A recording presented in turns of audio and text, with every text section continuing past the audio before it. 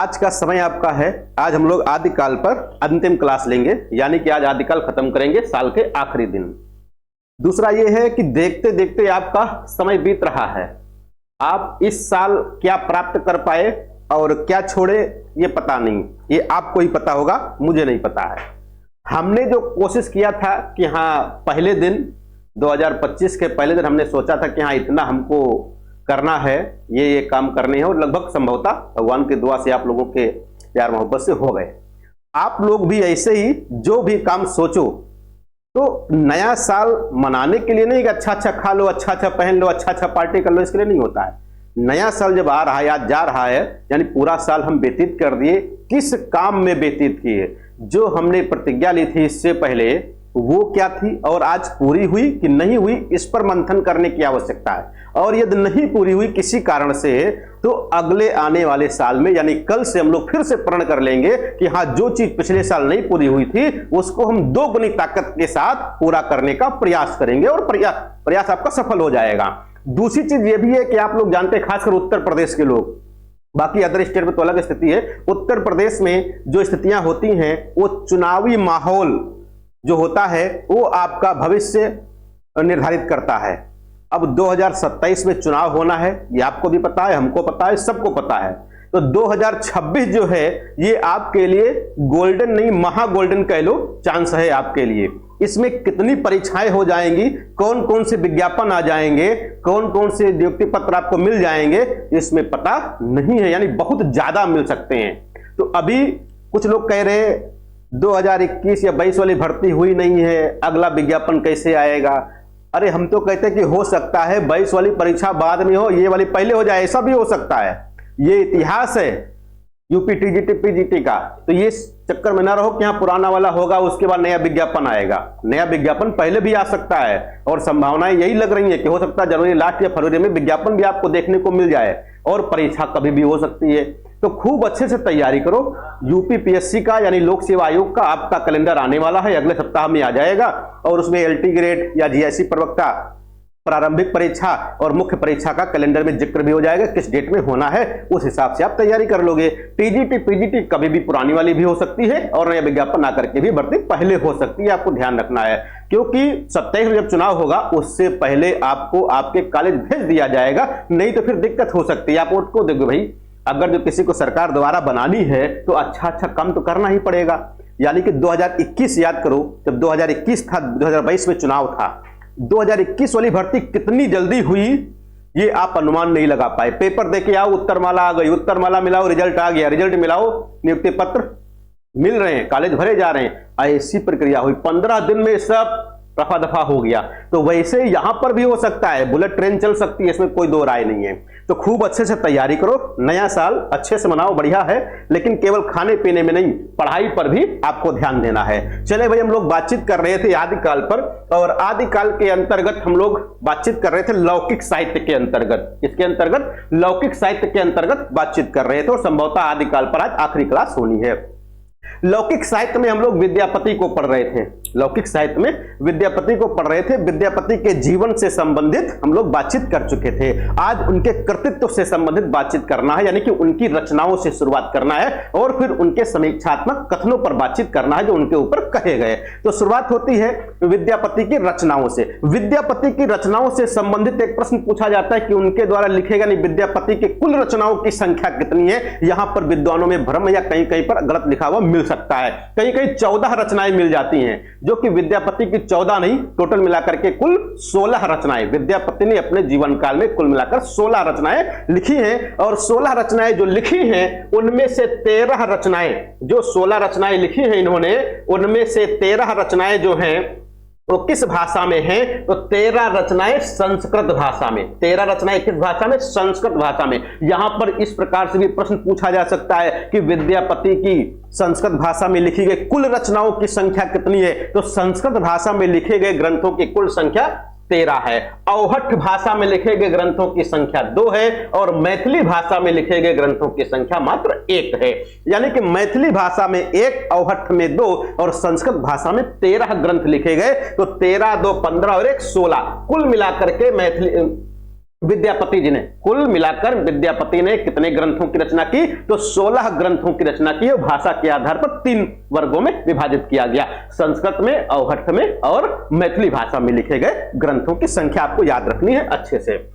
दूसरा आता है कि इनके जो संस्कृत भाषा में लिखे गए 13 ग्रंथ हैं वे कौन कौन से हैं? तो 13 ग्रंथों की बात हो रही है जो कौन से, जो कि संस्कृत भाषा में लिखे गए। फिर से देखो भैया, कोई माइक खोल लिया, बंद कर लो। इनकी रचना है भू परिक्रमा। कौन सी है? भू परिक्रमा एक रचना है इनकी जो संस्कृत भाषा में लिखी गई, और यह विद्यापति के द्वारा लिखी गई दूसरी रचना है। कैसी रचना है? दूसरी रचना है। अब पहली रचना यहां पर क्यों नहीं आई? क्योंकि पहली रचना अवहट्ठ भाषा में लिखी गई थी कीर्तिलता के नाम से। तो कीर्तिलता विद्यापति की पहली रचना है, जबकि दूसरी रचना क्या है? भू परिक्रमा है, जो कि दूसरी रचना है संस्कृत भाषा में लिखी गई। और इनकी तीसरी रचना आती है पुरुष परीक्षा। पुरुष परीक्षा तीसरी रचना है और यह संस्कृत भाषा में। लिखनावली ये इनकी 5वीं पुस्तक है। लिखनावली ये इनकी 5वीं पुस्तक है। विभाग सार ये इनकी अगली पुस्तक, जिसको स्मृति ग्रंथ कहा गया। क्या कहा गया? स्मृति ग्रंथ कहा गया है। तो विद्यापति के किस ग्रंथ को स्मृति ग्रंथ कहा गया, या विद्यापति की किस रचना को स्मृति ग्रंथ कहा गया है? तो स्मृति ग्रंथ विभाग सार को कहा गया है।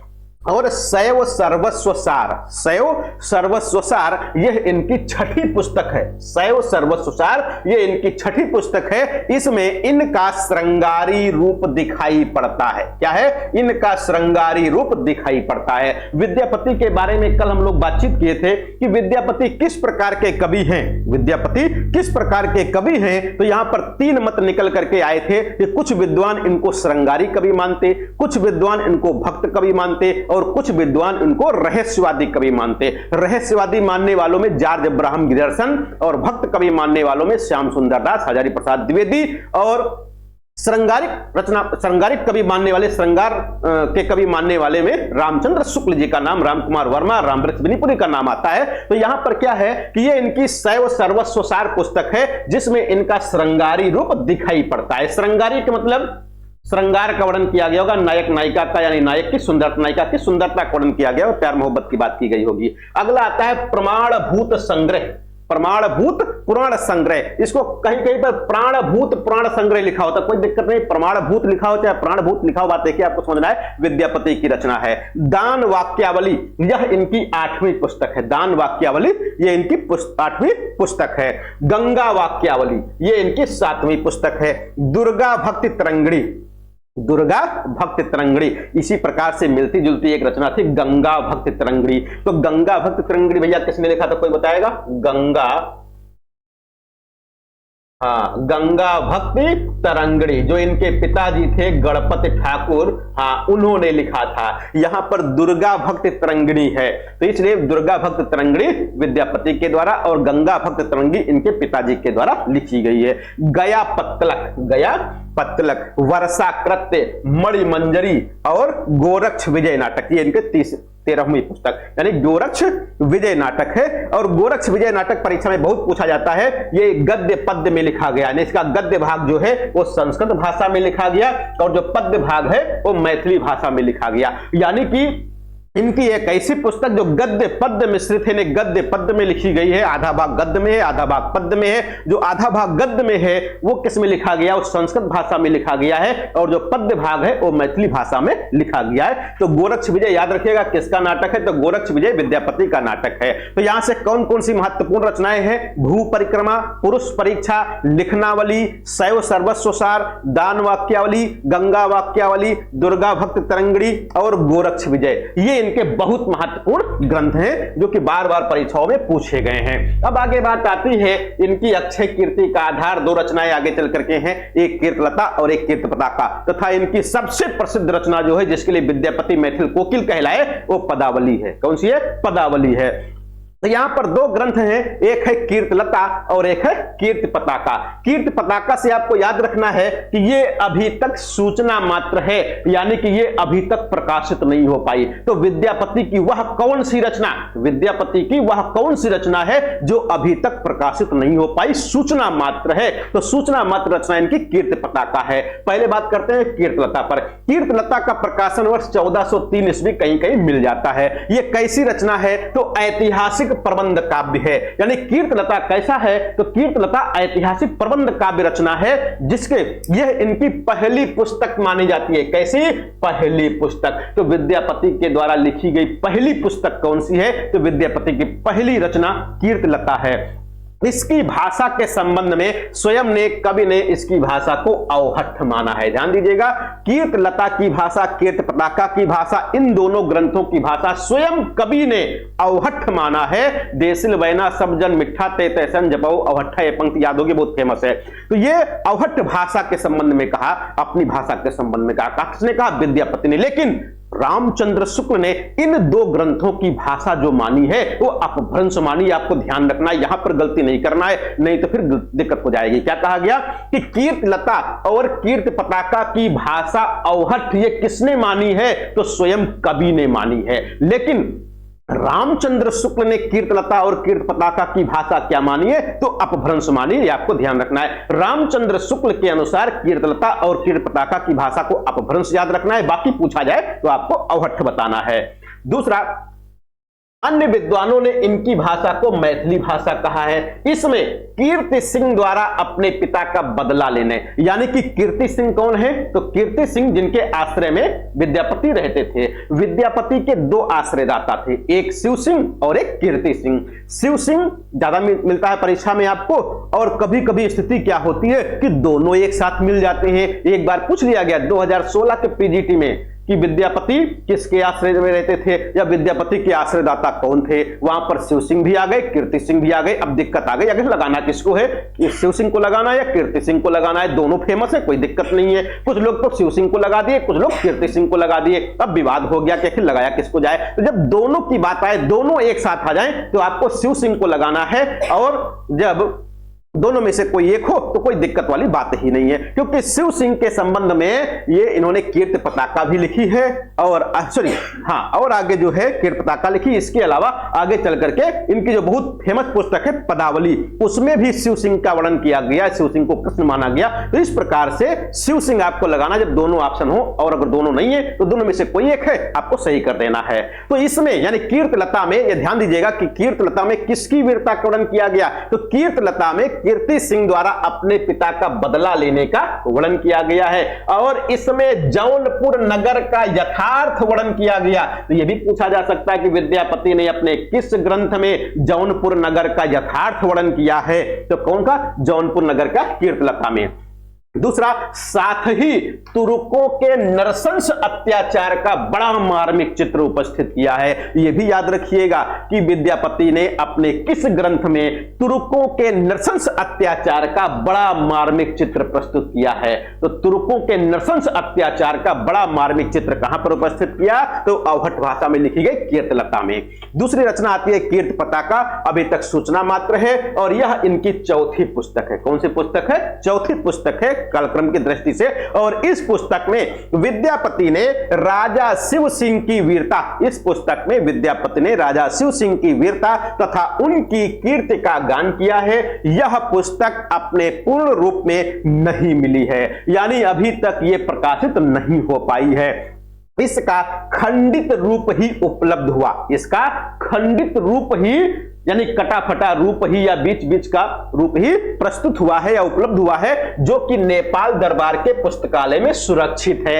ये कभी कभी प्रश्न आपसे पूछ लेता है परीक्षा में कि निम्नलिखित में से विद्यापति की प्रसिद्ध रचना कीर्तपताका कहां पर संग्रहित है, किस पुस्तकालय में है, तो नेपाल के पुस्तकालय में संग्रहित है। और इसमें भी कवि ने ऐतिहासिक तथ्यों को यथावत वर्णित किया है। उस समय का चित्र पुस्तक में कवि ने उतार कर रख दिया है। तो ये दोनों पुस्तकें कीर्तलता और कीर्तपताका किससे संबंधित, तो कीर्तलता कीर्ति सिंह से, कीर्तपताका शिव सिंह से संबंधित है। उनके जीवन के बारे में बातचीत की गई, उनकी वीरता का वर्णन किया गया है। अगली बात आती है मैथिली भाषा में लिखी गई एक ही पुस्तक है पदावली, जो कि 1380 ईस्वी के आसपास लिखी गई। कब लिखी गई, 1380 ईस्वी के आसपास लिखी गई है। और यह विद्यापति की सबसे प्रसिद्ध रचना, यानी कि 16 रचनाओं में से सबसे प्रसिद्ध रचना, जिसके कारण विद्यापति विद्यापति कहलाए, या कह सकते हो विद्यापति को हम लोग जानते हैं, वो रचना है पदावली। यह पदावली विद्यापति के यश का आधार है, और इसमें राधा कृष्ण के लौकिक प्रेम का वर्णन किया किया गया है। इसमें राधा कृष्ण के लौकिक प्रेम का वर्णन किया गया है। पता होगा आपको कि इसमें राधा और कृष्ण यानी कृष्ण माना गया शिव सिंह को और शिव सिंह की रानी यानी लक्ष्मा देवी को राधा मानकर यहां पर भक्त के रूप में चित्रित किया गया है। और आगे बात आती है तो बात हो गई रचनाओं से संबंधित, किससे? विद्यापति की रचनाओं से संबंधित हो गई। विद्यापति की 16 रचनाएं, 16 रचनाओं पर थोड़ा बहुत जो परीक्षा में आने वाला है आपको बता दिया गया। अब बात आती है विद्यापति से संबंधित कौन कौन से तथ्य आपकी परीक्षा में पूछे जा सकते हैं। पहला, बंगाल में विद्यापति को लोग वैष्णव भक्त मानते हैं। वैष्णव मतलब विष्णु का उपासक, विष्णु का उपासक वैष्णव भक्त मानते हैं, जबकि मिथिला में नहीं, मिथिला में इनको वैष्णव भक्त नहीं मानते।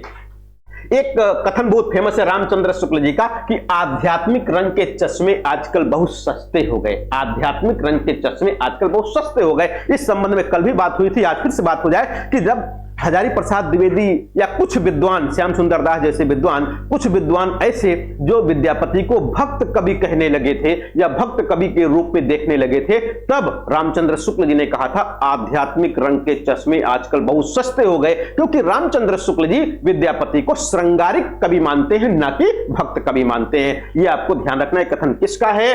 तो यह रामचंद्र शुक्ल जी का है। और हिंदी में इन्हें कृष्ण गीत परंपरा का प्रवर्तक माना जाता है। यानी हिंदी में कृष्ण गीत परंपरा का यानी कृष्ण का सबसे पहले उल्लेख हिंदी भाषा में किसने किया है? तो विद्यापति जी हैं। तो कृष्ण गीत परंपरा का सबसे पहले उल्लेख कहां पर? विद्यापति में हुआ। राम वृक्ष बेनीपुरी ने, राम वृक्ष बेनीपुरी ने पदावली यानी विद्यापति की पदावलियों को जीव और परमात्मा के संबंध का रूपक माना है। जीव और परमात्मा के संबंध का रूपक मान लिया। किसको? विद्यापति की पदावलियों को। किसने? राम वृक्ष बेनीपुरी ने। सीधे सीधे प्रश्न पूछ लेते हैं कि विद्यापति की पदावलियों को जीव और परमात्मा या आत्मा और परमात्मा का रूपक किसने मान लिया? तो राम वृक्ष बेनीपुरी ने मान लिया। राम वृक्ष बेनीपुरी को शब्दों का जादूगर कहते कि भाषा का जादूगर कहते? कोई बताएगा? हाँ, शब्दों का जादूगर कहते हैं। किसका? शब्दों का जादूगर राम वृक्ष बेनीपुरी को कहते हैं और भाषा का जादूगर शिव पूजन सहाय को कहते हैं। Good, very good. आगे बात आती है विद्यापति की 2-3 पंक्तियां कभी कभी परीक्षा में पूछ लेते हैं, जैसे माधव हम परिणाम निराशा। माधव शब्द का प्रयोग आगे चल करके केशवदास या तुलसीदास, सूरदास खूब करते हैं। तो यहां पर हम लोग भ्रमित हो जाते हैं, माधव हम परिणाम निराशा सूरदास की पंक्ति है क्या? जबकि है किसकी? विद्यापति की। तो माधव हम परिणाम निराशा किसने लिखा? विद्यापति ने लिखा। पुरुष कहानी हव कहो जस पथावे पुण्य, यानी ये कहानी शब्द का प्रयोग सबसे पहले विद्यापति ने अपने किस ग्रंथ में किया? तो कीर्तलता में किया था। कल भी बात हुई थी। तो ये पंक्ति किसकी? विद्यापति की। देसिल बैना सब जन मिठा ते तैसन जपाओ अवहट्ठा किसने कहा? विद्यापति जी ने कहा। अपनी भाषा के संबंध में कहा। बाल चंद विद्या वही भाषा दोई नहीं लग गई दुज्जन हासा। यहां पर हम लोग कभी कभी भ्रमित होकर के ये चंद वरदाई को मान लेते हैं, क्योंकि इसी प्रकार की पंक्ति पृथ्वीराज अशोक का मान लेते हैं, क्योंकि वहीं पर भी इस प्रकार की कुछ बात कही गई है। तो यहां पर बाल चंद विद्या वही भाषा दोई नहीं लग गई दुज्जन हासा किसने कहा है? विद्यापति ने कहा। दूसरा, हिंदू बोले दूरह निकार, हिंदू बोले दूरह निकार छोटऊ तुर्का भबकी मार। यह भी पंक्ति बड़ी फेमस है। तो विद्यापति की यहां पर 5 पंक्तियां दी गई हैं आपको, और ये सभी परीक्षाओं में खूब बार बार पूछी जाती है। तो इनका रिविजन बार बार करते रहना, कोई ना कोई पंक्ति आपकी परीक्षा में मिल जाएगी। अब बात आती है विद्यापति के संबंध में आलोचनात्मक कथन कौन कौन से कहे गए। हम लोग अपनी अपनी आलोचना से बड़ा डरते रहते हैं, कोई हमारी आलोचना न कर दे, कोई हमको ये न कह दे, कोई हमको ये न कह दे। और साहित्य में क्या है, जिसकी जितनी ज्यादा आलोचना हुई वो उतना ज्यादा फेमस हो गया।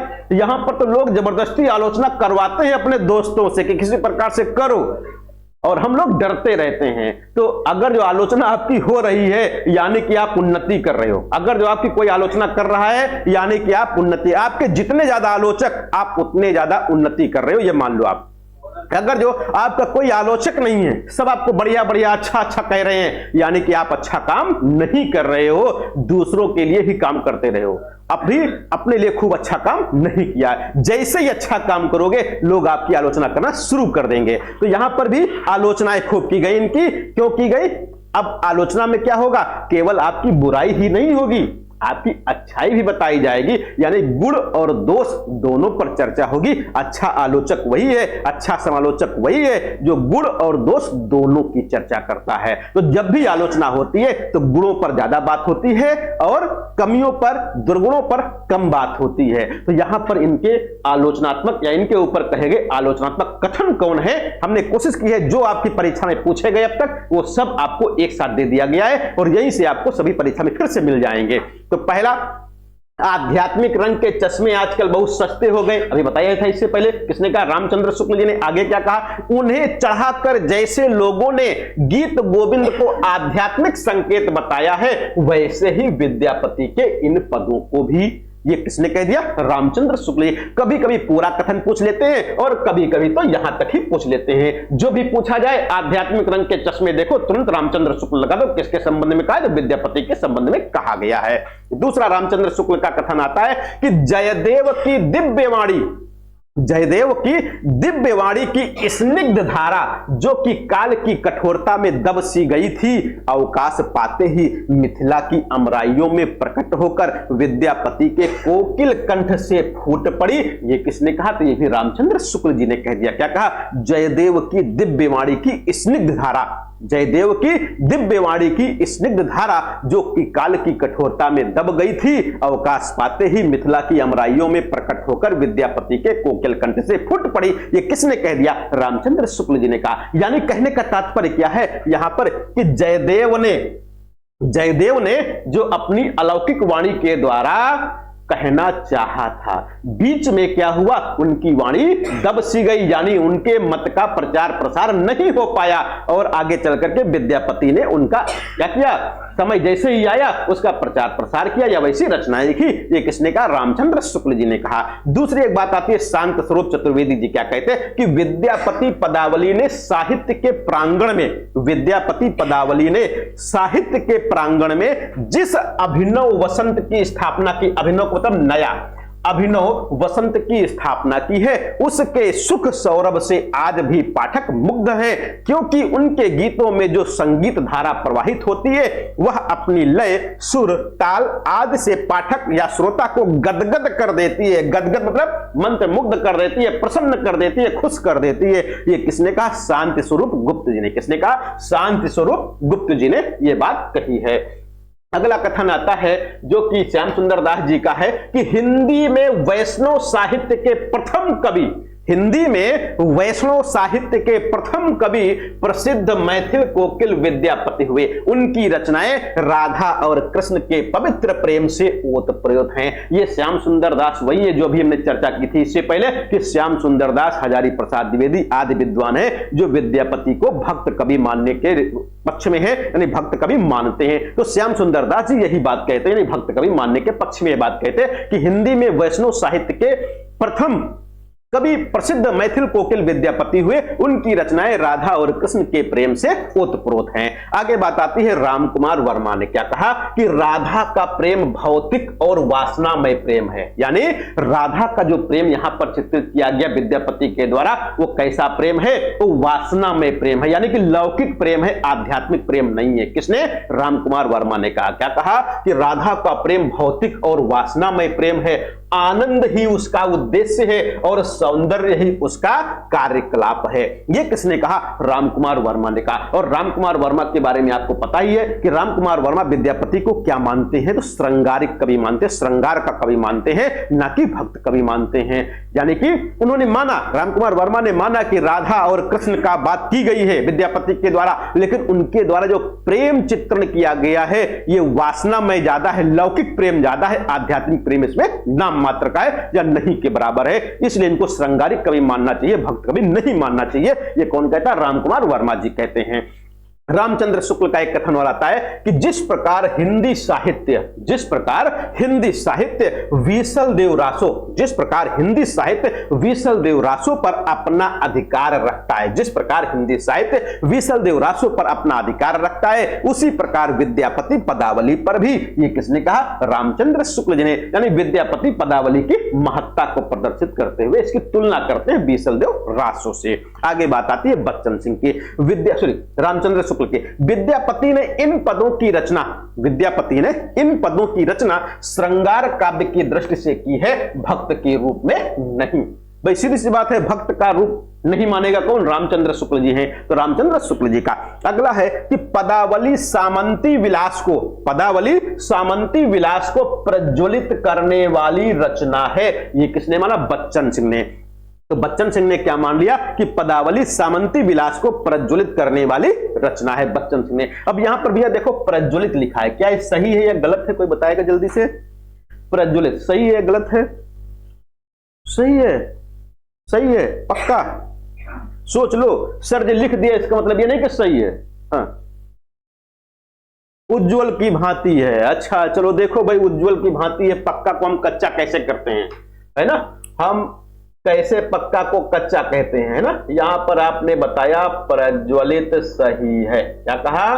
प्रज्वलित सही है, जिस प्रकार से उज्जवल सही है। यही है ना? जिस प्रकार से उज्जवल है उसी प्रकार से प्रज्वलित है। अब देखो यहां पर देखो, इसको अगर जो तोड़ोगे तो प्राधन ज्वल, प्राधन ज्वल प्लस इत जुड़ेगा, है ना? प्राधन ज्वल धन इत है। फिर यहां पर क्या तोड़ोगे? उत धन ज्वल, यही तो बनेगा उत धन ज्वल। ता के बाद देखो जा आ गया, तो ता चा वर्ग के तीसरे अक्षर में बदल जाएगा, यानी कि ये जा में बदल जाएगा। तो एक जा ये हो गया, एक जा पहले से विद्यमान है, वल तो लिखा ही है। तो देखो ये उज्जवल आपका हो गया, उत धन ज्वल हो गया। अब देखो प्रधन ज्वल धन इत, भाई इसको इसी प्रकार से तोड़ोगे या और किसी प्रकार से तोड़ोगे? कुछ लोग कहेंगे नहीं सर जी, प्रत धन ज्वल प्लस इत ऐसे टूटेगा। क्या ऐसे टूटेगा? ऐसे टूटेगा क्या? ये कोई उपसर्ग है क्या ऐसा? भाई उपसर्ग तो यही है, उपसर्ग तो ये है। अब ऐसे अगर तोड़ो, अगर जो ऐसे तोड़ो तब तो ये वाला सही हो जाएगा। यहां पर ध्यान दीजिएगा, देखो प्राक, प्राक मतलब क्या है? पहले, प्राक मतलब पहले, प्राक मतलब पहले, और ज्वल का मतलब जलना, और इत भावना हो गई, यानी कि भाव हो गया, यानी पहली बार जलने का भाव प्रज्वलित हो गया। पहली बार जलना, प्रज्वलित, प्रज्वलित यानी पहली बार जलाना। जब भी कोई प्रज्वलित है पहली बार जलाया जाता है ना? तो इसलिए यहां पर ये वाला गलत हो जाएगा। इसका विग्रह का क्या बनेगा? प्रधन ज्वलित बन जाएगा। तो प्रज्वलित में आधा जा होगा, दो जा नहीं होंगे, यानी कि दो आधा जा नहीं होंगे। ये गलत आपका लिखा हुआ है, तो हमेशा ध्यान रखो। प्रज्वलित में एक, प्रज्वलित में एक जा है, उज्जवल में दो जा है, समुज्वल में दो जा, समुज्वल यदि कह दिया जाए तो उसमें दो जा हो जाएंगे आधे आधे, ये हो जाएगा सही समुज्वल, क्योंकि यहां पर क्या हो जाएगा? सम प्लस उज्जवल हो जाएगा। उज्जवल के बारे में बात हो ही गई है, सम जुड़ जाएगा, छोटाओं की मात्रा इसी के साथ आ जाएगी, तो समुज्वल हो जाएगा। तो दो जा यहां पर सही हो जाएंगे, लेकिन प्रज्वलित में नहीं सही होंगे। आगे बात आती है, अगला कथन है राम वृक्ष बेनीपुरी का कि विद्यापति ने कविता में अपना आदर्श, विद्यापति ने कविता में अपना आदर्श जयदेव को माना है। विद्यापति ने कविता में अपना आदर्श जयदेव को माना है। लोग इन्हें अभिनव जयदेव कहते, क्या कहते? लोग इन्हें अभिनव जयदेव कहते भी थे। अतः जयदेव के समान वे संगीत पूर्ण कोमल कांत पदावली में श्रृंगारिक रचना करते थे। ये कौन है? राम वृक्ष बेनीपुरी। राम वृक्ष बेनीपुरी के बारे में भी बताए थे कि रामचंद्र शुक्ल, राम कुमार वर्मा, राम वृक्ष बेनीपुरी, तीन विद्वान हैं जो इनको श्रृंगारिक कवि घोषित करते हैं। किसको? विद्यापति को। तो यहां पर भी देखो श्रृंगारिक रचना करते थे, ऐसा कहा गया राम वृक्ष बेनीपुरी के द्वारा। अब देखो बच्चन सिंह क्या कहते हैं, बड़ा फेमस कथन है, खूब पूछा जाता है। विद्यापति की कविता का स्थापत्य, विद्यापति की कविता का स्थापत्य श्रृंगारिक है। विद्यापति की कविता का स्थापत्य श्रृंगारिक है। उसे आध्यात्मिक कहना, खजुराहो के मंदिरों को आध्यात्मिक कहना है। उनके श्रृंगार में यौनोन्माद का शारीरिक आमंत्रण है, संभोग का सुख है और विलास की बिहुबलता है, और वियोग में स्मृतियों का संबल और भावुकतापूर्ण तन्मयता है। ये किसने कहा? बच्चन सिंह ने कहा। बच्चन सिंह भी किसकी भाषा बोल रहे? रामचंद्र शुक्ल की भाषा बोल रहे, या रामचंद्र शुक्ल को समर्थन कर रहे। यानी कि अगर बच्चन सिंह के अनुसार पूछा जाए कि विद्यापति किस प्रकार के कवि हैं, तब भी आपको बताना श्रृंगारिक कवि। कैसे? श्रृंगारिक कवि। सीधे सीधे देखो आरोप लगा दिया यहां पर कि उनके श्रृंगार में यौनोन्माद का शारीरिक आमंत्रण है, संभोग का सुख है और विलास की बिहुबलता है। स्थापत्य कैसा, श्रृंगारिक है। तो बच्चन सिंह के अनुसार भी श्रृंगारिक कवि हैं। आगे इसमें देखो यहां पर श्रृंगार में वर्तनी आपको नहीं देखना है, जैसे ये है ना, ये वर्तनी यहां पर नहीं देखना है क्योंकि यहां पर जो टाइपिंग है इस फॉन्ट में वो श्रृंगार नहीं लिखा जा सकता, इसलिए यहां पर ऐसे लिखा जाता है। जब वर्तनी आएगी तो वहां पर हम बताएंगे इसके बारे में। हाँ बढ़िया किया, अच्छा किया, बता दिया। हाँ, विद्यापति का संसार ही दूसरा है, विद्यापति का संसार ही दूसरा है। कौन कहता है? राम कुमार वर्मा जी कहते हैं विद्यापति का संसार ही दूसरा है। वहां सदैव कोकिलाएं ही कूजन करती हैं, फूल खिला करते हैं पर उसमें कांटे नहीं होते। फूल खिला करते हैं पर उसमें कांटे नहीं होते। हाइब्रिड वाले हैं क्या भाई? राधा रात भर जागा करती हैं, राधा रात भर जागा करती हैं, उसके नेत्रों में ही रात समा जाती है। शरीर में सौंदर्य के सिवाय कुछ भी नहीं है। पथ है उसमें भी गुलाब है, सैया है उसमें भी गुलाब है, शरीर है उसमें भी गुलाब है, सारा संसार ही गुलाबमय है। उसके संसार में फूल खिलते हैं, कांटे का अस्तित्व तो नहीं है। यौवन शरीर के आनंद ही उसके आनंद है। ये कौन कह देता है? इतनी बड़ी बात कौन कहता है? राम कुमार वर्मा जी कहते हैं। कौन कहता है? राम कुमार वर्मा जी बात कहते हैं। जहां गुलाब की बात आ जाए तुरंत कह दो राम कुमार वर्मा जी सही हो जाएंगे। तो विद्यापति का संसार ही दूसरा है। वैसे अगर जो श्रृंगारिक की बात करते हो कि राम कुमार वर्मा कहते हैं श्रृंगारिक कवि हैं, तो श्रृंगार में इस प्रकार की बात आ सकती है क्या भाई? अगर जो नायक नायिका साथ साथ है तब तो ठीक ठाक है, सैया गुलाब जैसी लगेगी, है ना, समय गुलाब जैसा लगेगा, रास्ता गुलाब जैसा लगेगा, शरीर है गुलाब जैसा लगेगा, लेकिन जब वियोग होगा तो वही अग्नि के समान जलेगा भी। दोनों स्थितियां होनी चाहिए। अगला देखो डॉक्टर राम रतन भटनागर जी क्या कहते हैं। डॉक्टर राम रतन भटनागर जी क्या कहते हैं कि जयदेव के गीतों में जिस माधुर्य भाव की प्रतिष्ठा है, जयदेव के गीतों में जिस माधुर्य भाव की प्रतिष्ठा है, उनमें जो भाव सुकुमारता और विदग्धता है, जो पद लालित्य है, वह तो विद्यापति में है ही, परंतु साथ ही सामंती कला के तीव्र आकर्षण रंग भी उस पर चढ़े हैं। और कवि की सभा चातुरी, वचन विदग्धता और भाव विभोरता ने उसके काव्य को जयदेव के काव्य से कहीं अधिक मार्मिक बना दिया है।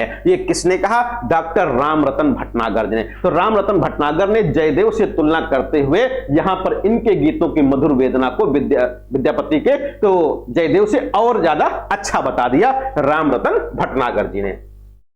आगे बात आती है राम कुमार वर्मा फिर कहते हैं विद्यापति के वाह्य संसार में भगवत भजन कहां। ये खूब फेमस है, खूब पूछा जाता है कि विद्यापति के वाह्य संसार में भगवत भजन कहां, इस वयः संधि में ईश्वर संधि कहां, सद्यः स्नाता से ईश्वर से नाता कहां, अभिसार में भक्ति का सार कहां, उनकी कविता विलास की सामग्री है, उपासना की साधना नहीं है। ये किसने कहा? राम कुमार वर्मा। खूब कथन पूछा जाता है ये कि विद्यापति के वाह्य संसार में भगवत भजन कहां, इस वयः संधि में ईश्वर संधि कहां, सद्या स्नाता में ईश्वर से नाता कहां, विचार में भक्ति का सार कहां, उनकी कविता विलास की सामग्री है, उपासना की साधना नहीं है। ये रामकुमार वर्मा जी कहते हैं। आगे बात आती है हम दावे के साथ कह सकते हैं। कौन कहता है? राम वृक्ष बेनीपुरी। हम दावे के साथ कह सकते हैं कि भाषा की मिठास और कोमलता की दृष्टि से तो इनका कोई भी प्रतिद्वंदी हिंदी साहित्य में नहीं है। ये किसने कहा? राम वृक्ष बेनीपुरी ने। यानी भाषा में मिठास और भाषा की कोमलता के रूप में विद्यापति से अच्छा कोई कवि आज तक नहीं हुआ।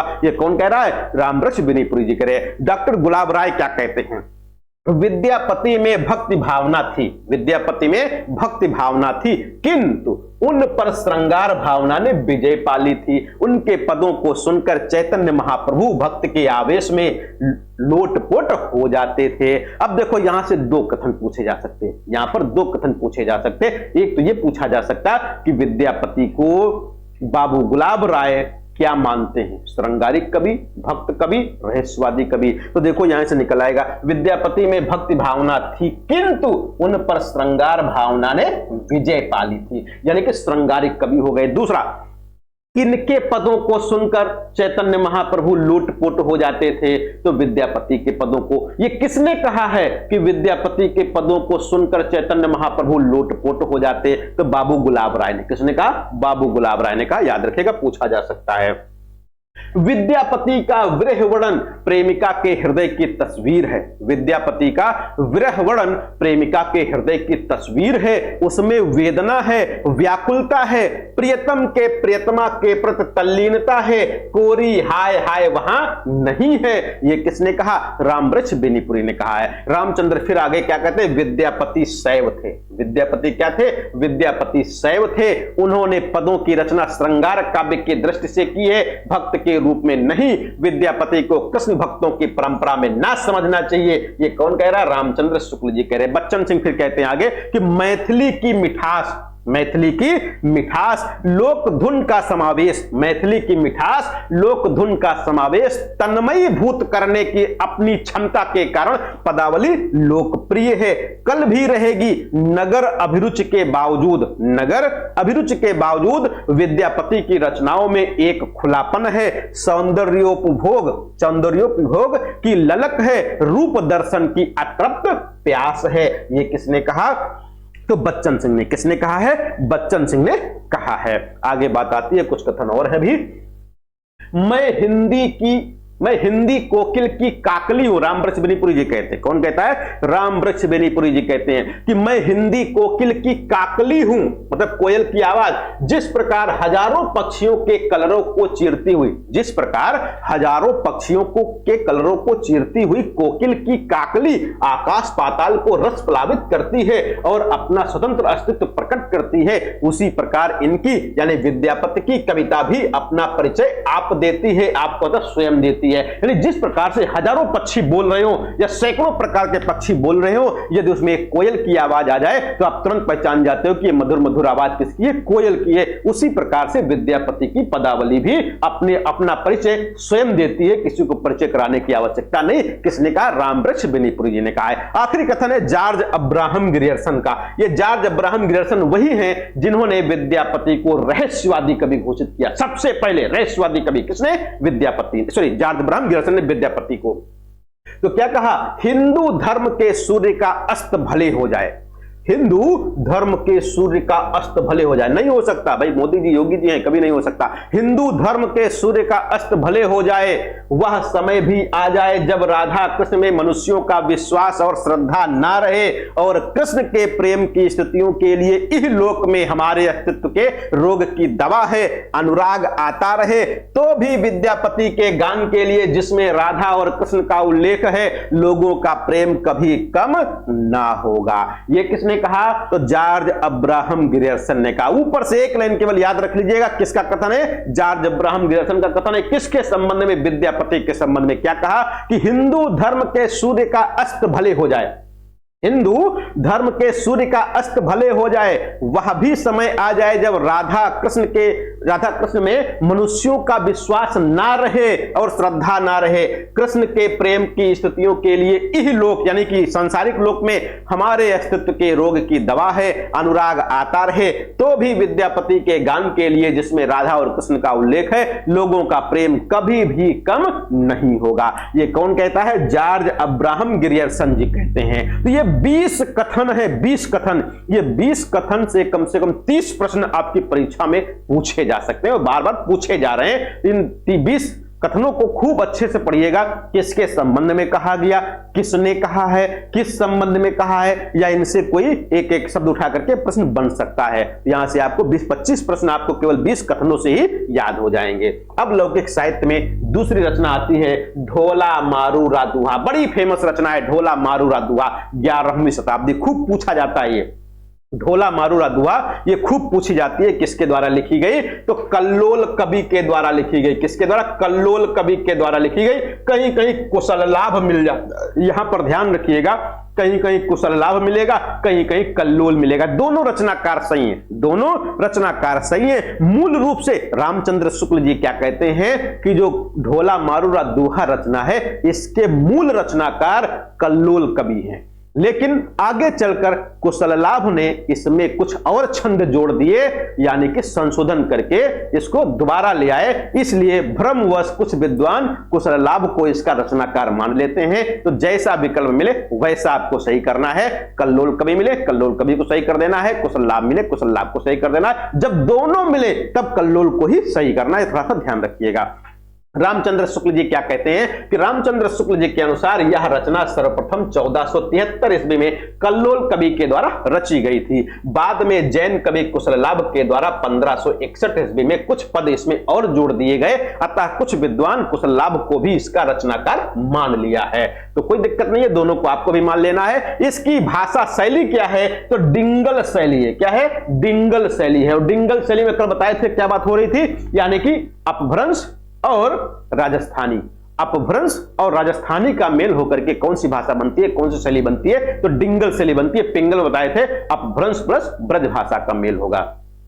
इसका संपादन जो किया गया 1934 ईस्वी में काशी नागरी प्रचारित सभा के द्वारा। किसके द्वारा, काशी नागरी प्रचारित सभा के द्वारा 1934 में ढोला मारूरा दोहा का संपादन किया गया। और इसमें इसका नायक जो है जयपुर के कछवाहा वंश के शासक राजा नल का पुत्र राजकुमार ढोला है।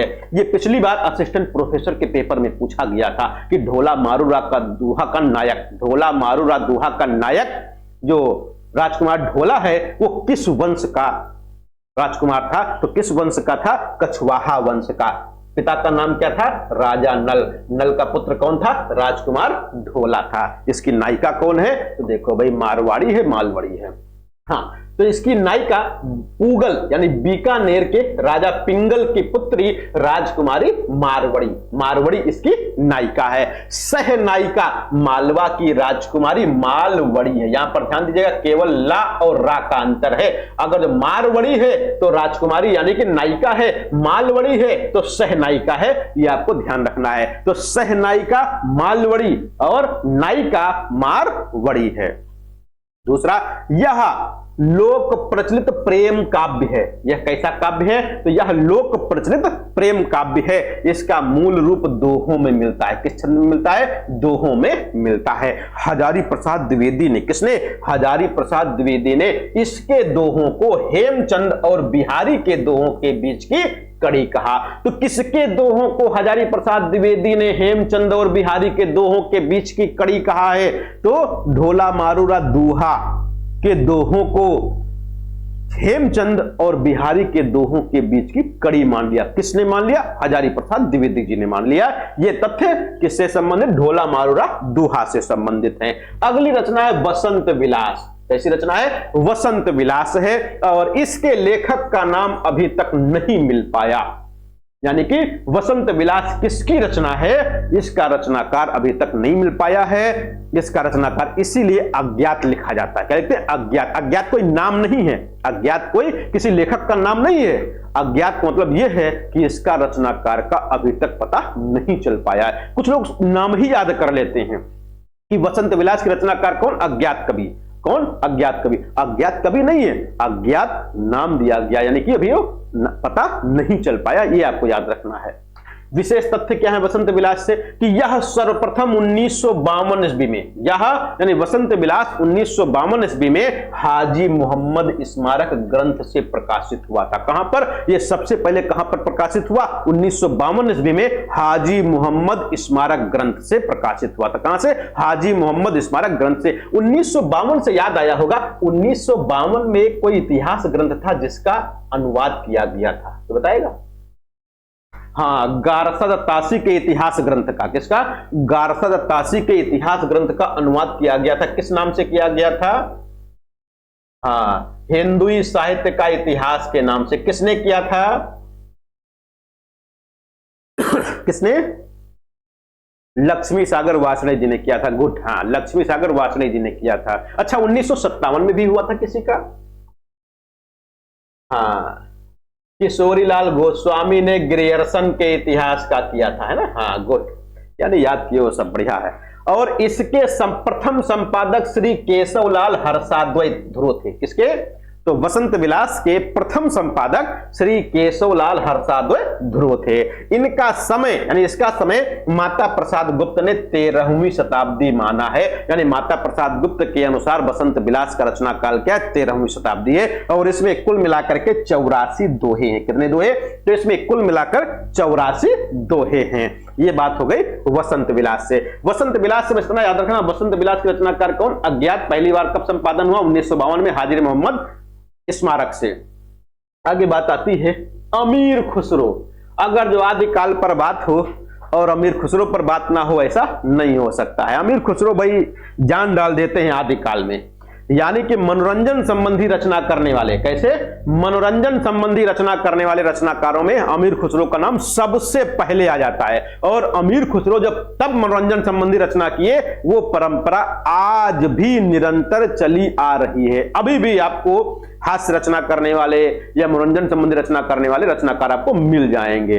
तो यहां पर अमीर खुसरो के बारे में बातचीत होना है। अमीर खुसरो पर ढेर सारे तथ्य हैं। सबसे पहला, जन्म 1253 ईस्वी से 1325 ईस्वी इनका जीवन काल माना जाता है। 1253 से 1325, 1253 से 1325 ईस्वी इनका जीवन काल माना जाता है। लेकिन रामचंद्र शुक्ल इस मत से समर्थित नहीं है। उन्होंने 1255 से 1324 यानी 2 साल बाद पैदा किया और 1 साल पहले मार दिया रामचंद्र शुक्ल जी ने। याद रखना है कि 1255 से 1324, 1255 से 1324 ईस्वी रामचंद्र शुक्ल जी के अनुसार। बाकी सामान्य से पूछा जाए तो 1253 से 1325 ईस्वी माना जाता है। जन्म स्थान इनका क्या है? पटियाली। क्या है? जन्म स्थान पटियाली है। जिला एटा है, जिला एटा, जो कि अब कासगंज जिले में पड़ता है। यानी जो इनका पटियाली जिला है, यानी पटियाली जो स्थान है, ये पहले एटा में था, लेकिन अब ये कासगंज जिले में पड़ता है। कहां पर पड़ता है? कासगंज जिले में पड़ता है, ये आपको ध्यान रखना है। और इनका निधन 1324 ईस्वी यानी कि संवत 1381 विक्रमी में हुआ था, यह रामचंद्र शुक्ल जी के अनुसार। दूसरा, इनका मूल नाम क्या है? मूल नाम परीक्षा में बहुत पूछते हैं। अब्दुल हसन या अबुल हसन यमीनुद्दीन खुसरो। अब्दुल हसन या अबुल हसन यमीनुद्दीन खुसरो, ये इनका मूल नाम हो जाता है। क्या है? मूल नाम है अबुल हसन यमीनुद्दीन खुसरो, या कहीं कहीं अब्दुल हसन मिलता है। इनको तूती-ए हिंद के नाम से भी जानते हैं। किस नाम से? तूती-ए हिंद के नाम से जानते हैं। कहीं कहीं पर आपको लिखा मिल जाता है तोता-ए हिंद। क्या मिलता है? तोता-ए हिंद मिल जाता है। तो तोता-ए हिंद और तूती-ए हिंद दोनों को आपको खूब अच्छे से याद कर लेना है।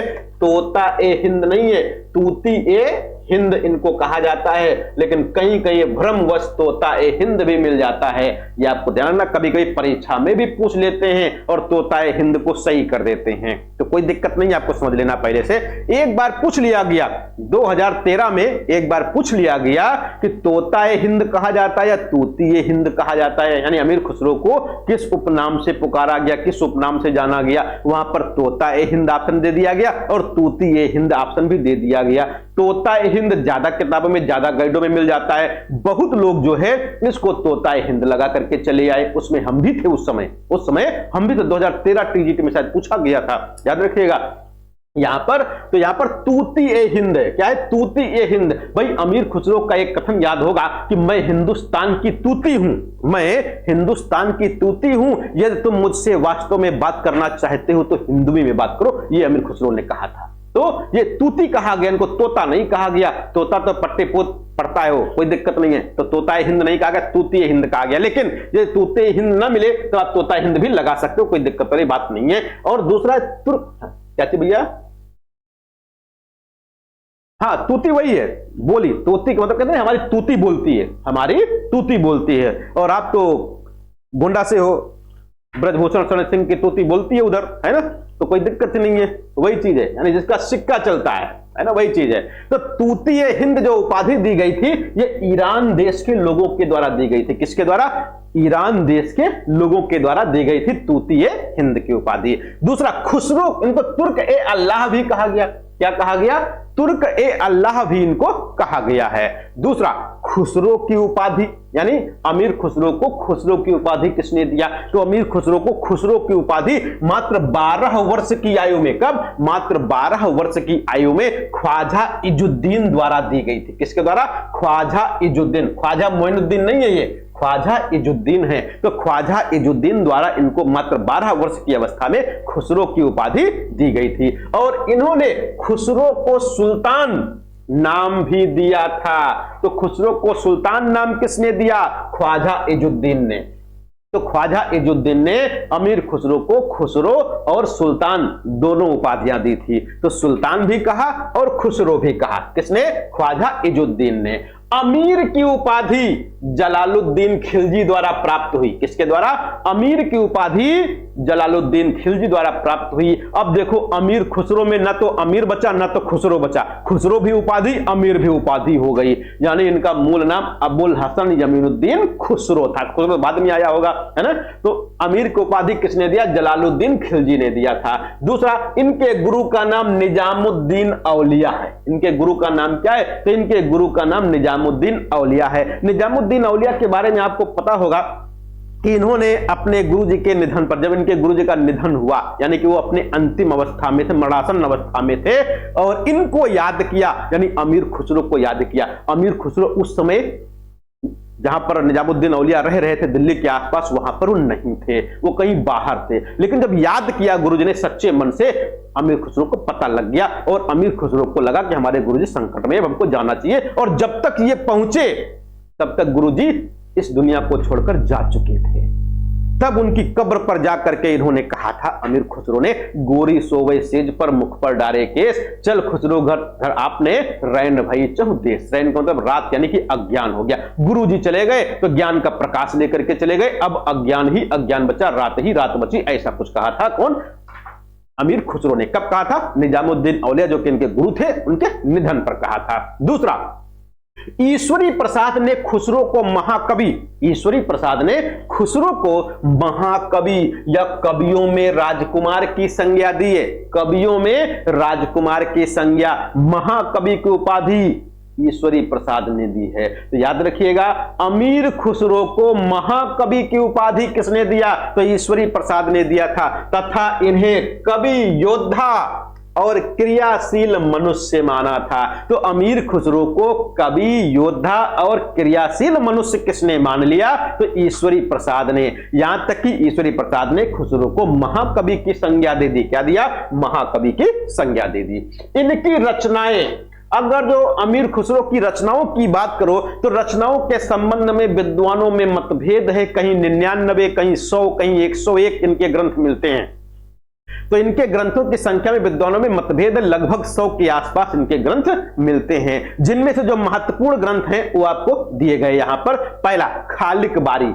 खालिक बारी आपको याद होगा, बड़ी फेमस पुस्तक है, और यह हिंदी फारसी शब्दकोश है, यानी कि डिक्शनरी है। किस प्रकार का डिक्शनरी है? तो ये हिंदी फारसी डिक्शनरी है, यानी कि हिंदी फारसी, हिंदी से फारसी या फारसी से हिंदी में अनुवाद किया गया होगा। जैसे हम लोग हिंदी की हिंदी में डिक्शनरी ढूंढते हैं, शब्दकोश ढूंढते हैं, जैसे हिंदी से अंग्रेजी में या अंग्रेजी से हिंदी में डिक्शनरी ढूंढते हैं, संस्कृत से हिंदी में, हिंदी से संस्कृत में डिक्शनरी ढूंढते हैं, वैसे ही ये डिक्शनरी है खालिक बारी, जो कि हिंदी फारसी से संबंधित है। और दूसरा, यह रचना जो की गई गयासुद्दीन तुगलक के बेटे को हिंदवी की शिक्षा देने के लिए की गई थी। अभी आगे चल करके रीति काल में जो रचनाएं होंगी वो गणिका को, नायिका को श्रृंगार की शिक्षा देने के उद्देश्य से की गई होंगी, लेकिन यहां पर किसको? गयासुद्दीन तुगलक के बेटे को हिंदवी की शिक्षा देने के लिए खालिक बारी ग्रंथ लिखा गया था। इन्होंने पहेलियां, मुकरियां, गजल, दो सखुने, नूह सिपहर, ये सब ग्रंथ लिखे। तो पहेलियां, मुकरियां, गजल, दो सखुने ये हैं क्या? आगे बताएंगे इनके बारे में। नूह सिपहर नामक ग्रंथ लिखा। नूह सिपहर से कभी कभी एक प्रश्न पूछ लेते हैं, इसमें भारतीय बोलियों के संबंध में, भारतीय बोलियों के संबंध में विस्तृत वर्णन किया गया है। तो अमीर खुसरो ने भारतीय बोलियों के संबंध में विस्तार से चर्चा अपने किस ग्रंथ में की है? तो नूह सिपहर में की। किसमें किया? नूह सिपहर में किया है। नजरान ए हिंद एक ग्रंथ इनका क्या है? नजरान ए हिंद, हालात ए कन्हैया। हालात ए कन्हैया भी बहुत फेमस है। हालात ए कन्हैया खूब पूछा गया, कई बार पूछा गया है। और किस्सा चाह दरवेश, किस्सा चाह दरवेश, ये भी इनका बड़ा फेमस ग्रंथ है। तो इस प्रकार से इनके ग्रंथों के 9 ग्रंथों की बात यहां पर हुई है, और इनके द्वारा लिखे गए कुल ग्रंथों की संख्या हमने 100 बताई है। कहीं आपको 101 भी मिल सकता है और कहीं 99 भी मिल सकता है। हमने मध्यस्थ बात अपना ली है। 100 ग्रंथों की संख्या लगभग आपको याद रखनी है। एग्जैक्ट संख्या इनके ग्रंथों की नहीं पूछी जाएगी, और यदि पूछी जाएगी तो 99, 100 या 101 में से जो ऑप्शन हो आपको चुन लेना है। और किस्सा चादर, हालात कन्हैया से हमको याद आया कि एक कोई रचनाकार ऐसा है जिसको आधुनिक युग का कन्हैया कहते हैं। आधुनिक युग का कन्हैया, हाँ, किसको कहते हैं? हाँ, भारतेंदु हरिश्चंद्र को कहते हैं। तो भारतेंदु जी को आधुनिक युग का कन्हैया कहते हैं। अच्छा, द्वितीय भारतेंदु किसको कहते हैं?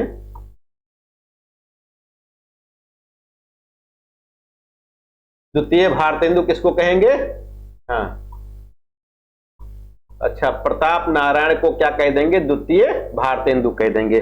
दूसरा एक पूछा जाता है, भारतेंदु का सफल उत्तराधिकारी कौन है? भारतेंदु का उत्तराधिकारी बालकृष्ण भट्ट। भारतेंदु का उत्तराधिकारी कौन है? तो यहां पर कौन हो जाएंगे? बाल मुकुंद गुप्त हो जाएंगे। याद रखिएगा, बहुत अच्छा है। तो ये रचनाएं हो गई किसकी? अमीर खुसरो की रचनाएं हो गई। अब बात आती है इनके विशेष तथ्य रचनाओं से संबंधित है। तो अमीर खुसरो के जो 100 ग्रंथ बताए गए, अमीर खुसरो के लगभग 100 ग्रंथों की रचना है, जिनमें से जो पहला काव्य ग्रंथ है, पहला जो काव्य ग्रंथ है या काव्य संग्रह है, उसका नाम तोहफत शीघ्र है। क्या है? तोहफत शीघ्र। ये इनका पहला काव्य संग्रह है। और इनकी अंतिम रचना, यानी कि अमीर खुसरो की अंतिम रचना तुगलकनामा। क्या उनकी रचना?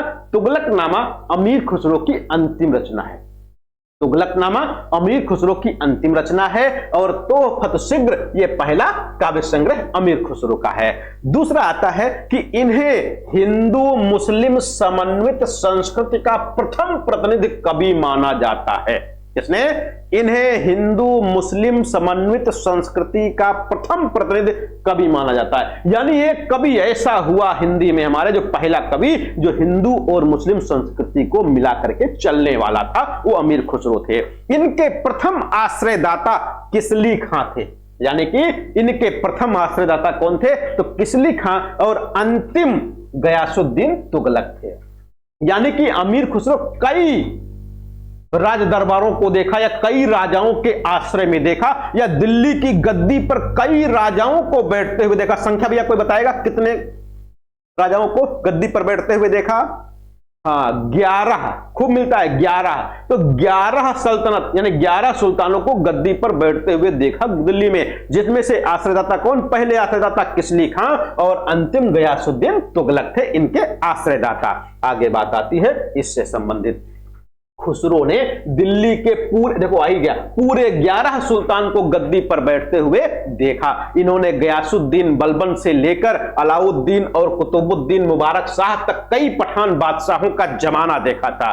और ये खड़ी बोली हिंदी के प्रथम कवि माने जाते हैं। ये कई बार पूछा जाता है, खड़ी बोली हिंदी के प्रथम कवि कौन है? खड़ी बोली हिंदी के प्रथम कवि अमीर खुसरो हो जाते हैं। ध्यान दीजिएगा, खड़ी बोली शब्द का प्रयोग इन्होंने नहीं किया है। खड़ी बोली शब्द का प्रयोग सबसे पहले किसने क्या, कोई बताएगा?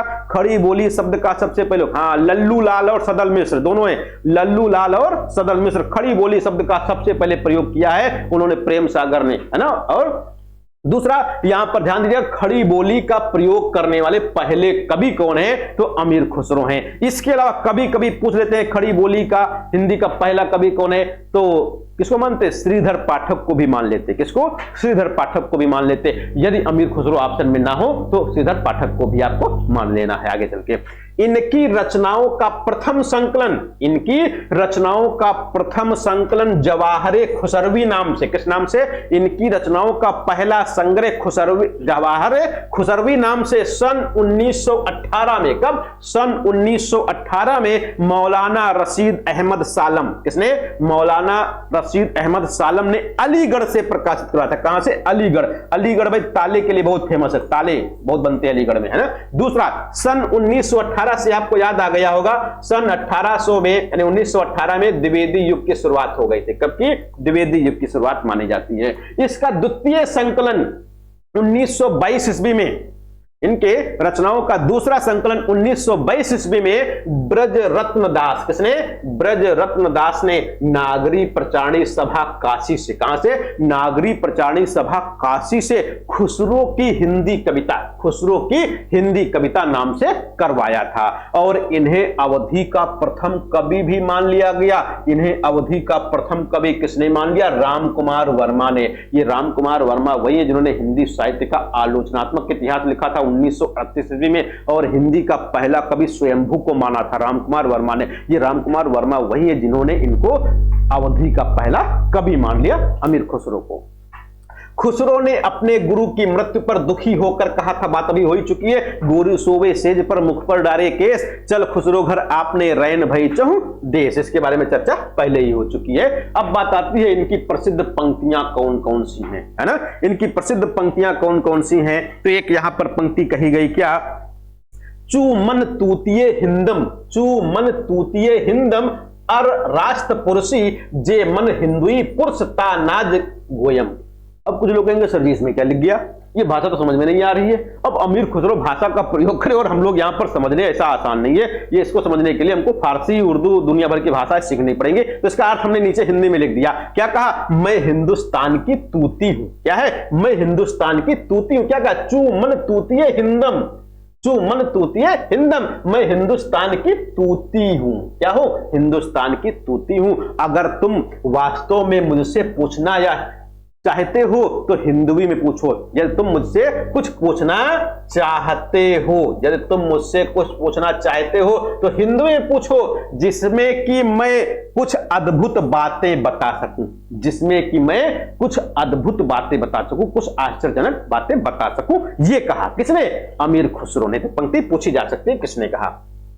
अगला है, खुसरो रैन सुहाग की जागी पी के संग, खुसरो रैन सुहाग की जागी पी के संग, तन मेरा मन पीव का दो भय एक रंग, सजन सकारे जाएंगे नैन मरेंगे रोए, विधना ऐसी रैन कर भोर कभी ना होए। ये पंक्ति खूब पूछी गई, नेट के पेपर में 2-3 बार पूछी गई और 2 बार इसका अलग अलग उत्तर माना गया। दोनों बार इसका उत्तर अलग अलग मान लिया गया। कहीं कहीं सरफुद्दीन इसका रचनाकार मिल जाता है, सजन सकारे जाएंगे नैन मरेंगे रोए, विधना ऐसी रैन कर भोर कभी ना होए। क्यों आएगी, आगे बताएंगे। यहां पर देखो क्या कहा, खुसरो रैन सुहाग की जागी पी के संग। अब यहां पर कोई हमको नहीं लगता कोई बताने वाली चीज बिल्कुल आसान सा है, यानी कि यह सुहाग की रात है, यह सुहाग की रात है, मैं अपने प्रियतम के साथ जागी हूं। पहले रन का अर्थ हो गया, यानी खुसरो रैन सुहाग की जागी पी के संग, यानी ये खुसरो कहता है कि यह सुहाग की रात है, मैं अपने प्रियतम के साथ जागी हूं। मेरा शरीर और मन दोनों प्रियतम के हैं, मेरा शरीर और मन दोनों प्रियतम के हैं और हम दोनों एक हो गए, हम दोनों एक हो गए, दो भय एक रंग।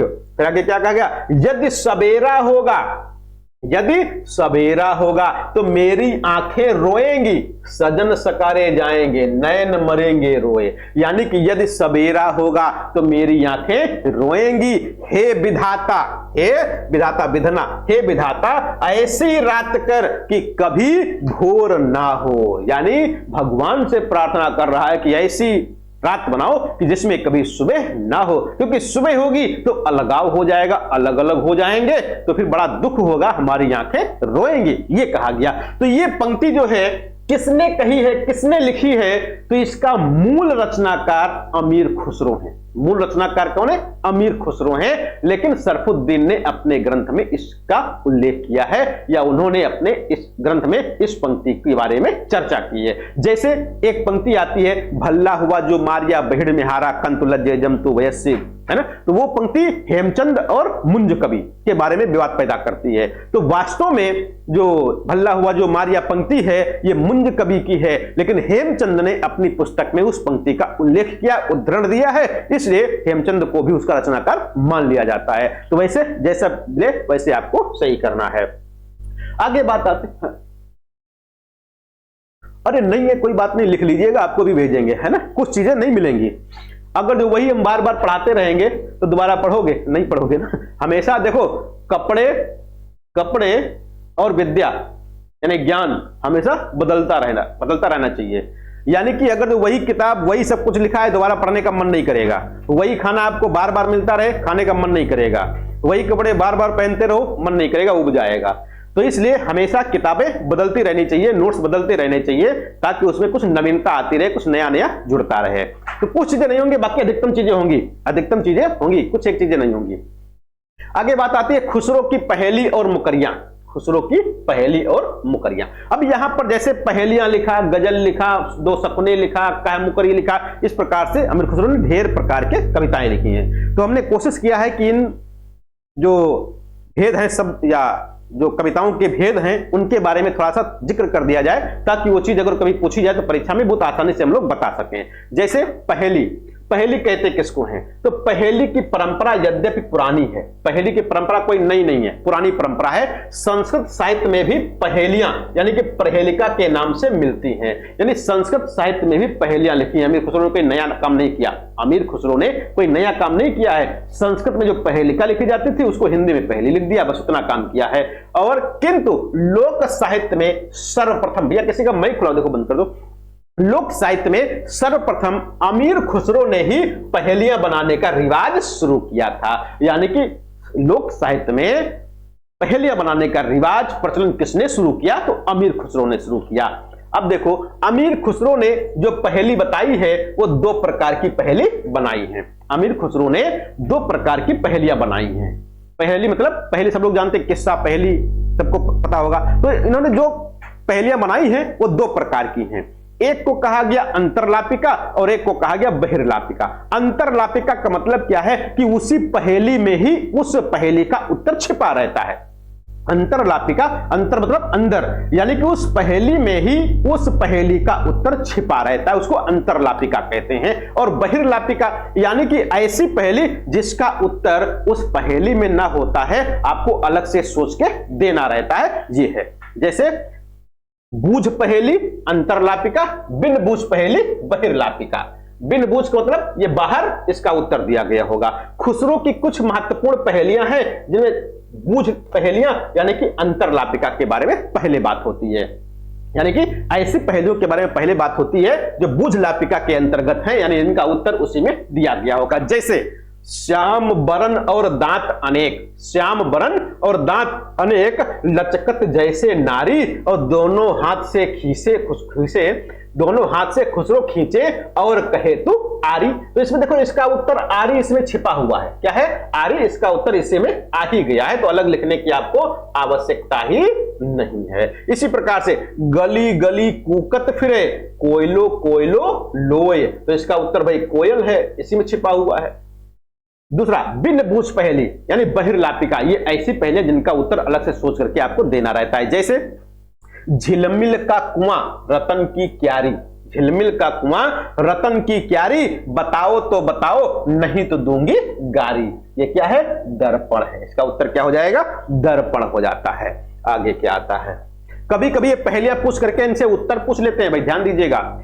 एक थाल मोती से भरा, सबके सिर पर औंधा धरा, चारों ओर वह थाली फिरे, मोती उससे एक न गिरे। ये तो बचपन में सबको सुनाई गई होगी, बिल्कुल आसान सी है। आकाश हो गया। आगे आगे बहिना पीछे पीछे भैया, दांत निकाले बाबा आए बुरका ओढ़े मैया। ये कहां पर? भुट्टा के लिए कहा गया। किसके लिए? भुट्टा के लिए। सर पर जटा गले झोली, सर पर जटा गले झोली, किसी गुरु का चेला है, और भर भर झोली घर को धावे, उसका नाम पहेला है। ये कहां पर कहा गया? ये भी भुट्टा के लिए कहा गया। किसके लिए? भुट्टा के लिए। तो कभी कभी इस प्रकार के पहेलियां आपसे पूछ जाती है, उसमें उत्तर पूछ दिया जाता है कि इसका उत्तर क्या होगा। तो बिल्कुल आसान सा है, आपको बहुत परेशान होने की आवश्यकता नहीं, सबके उत्तर लिखे गए। आगे बात आती है कह मुकरियां या मुकरियां। मुकरियां किसको कहते हैं? कहते हैं कह करके मुकर गया, वो वादा किया लेकिन मुकर गया। मुकर जाना मतलब बदल जाना, मुकरना मतलब बदल जाना, और यहां पर इसका नाम क्या देगा? कह मुकरी। तो कह मुकरी मतलब कह कर बदल जाना, मुकरी मतलब या कह कर मुकर जाना, यानी कह मुकरी इसको कहते हैं या मुकरी कहते हैं। मूल शब्द क्या है? कह मुकरी, यानी पहेली नुमा गीत। जो पहेली नुमा गीत होते हैं उनको मुकरी कहा जाता है। और अमीर खुसरो हिंदी के पहले ऐसे कवि हैं, अमीर खुसरो हिंदी के पहले ऐसे कवि हैं जिन्होंने पहेली नुमा गीत लिखा है, यानी मुकरी लिखा है। पहेली नुमा गीत यानी कि मुकरी लिखा है। आज भी उनके इस गीत को रागों में सजाकर गांव शहर की औरतें, युवतियां, बच्चे आदि गाते हैं। इस गीत को ही कह मुकरी या मुकरी कहा जाता है। और आधुनिक युग के जनक भारतेंदु हरिश्चंद्र जी ने भी अमीर खुसरो का अनुकरण करते हुए मुकरियां लिखी है। कह मुकरियां का अर्थ क्या है? कह मुकरियां का अर्थ क्या है? यानी कि कह कर मुकर जाना, कहकर मुकर जाना, यानी कहकर बदल जाना, यह 4 पंक्तियों में होती है। क्या होती है? यह 4 पंक्तियों में होती है। 3 या उससे अधिक में पहली होती है, 3 या उससे अधिक में पहली होती है, और चौथी या आखिरी पंक्ति में पहले तो खुसरो स्वयं अय सखी साजन, अय सखी साजन के रूप में उत्तर देते हैं, किंतु इसका एक दूसरा जवाब भी है जो उक्त के आखिरी में आता है। यानी कि कह कर मुकर जाना, ये कह मुकरी का अर्थ हो गया। और ये 4 पंक्तियों का गीत है। कैसा गीत है? 4 पंक्तियों का गीत है, जिसमें 3 या अधिक में क्या होती है? पहली होती है, और चौथी या आखिरी पंक्ति में खुसरो पहले स्वयं अय सखी साजन शब्द का प्रयोग करते हैं। किसका? अय सखी साजन शब्द का प्रयोग करते हैं और फिर इसका उत्तर देते हैं। तो कैसे देते हैं? देखो भाई, लिखा गया, बहुत आसानी से समझ जाओगे। रात समय वह मेरे आवे, रात समय वह मेरे आवे, भोर भये घर उठ जावे। रात समय वह मेरे आवे, भोर भये घर उठ जावे। और फिर यह अचरज है सबको न्यारा, यह अचरज है सबको न्यारा, यानी कि पहला पंक्ति, दूसरी पंक्ति, तीसरी पंक्ति, अब ये चौथी पंक्ति। तो चौथी पंक्ति में क्या कहा गया?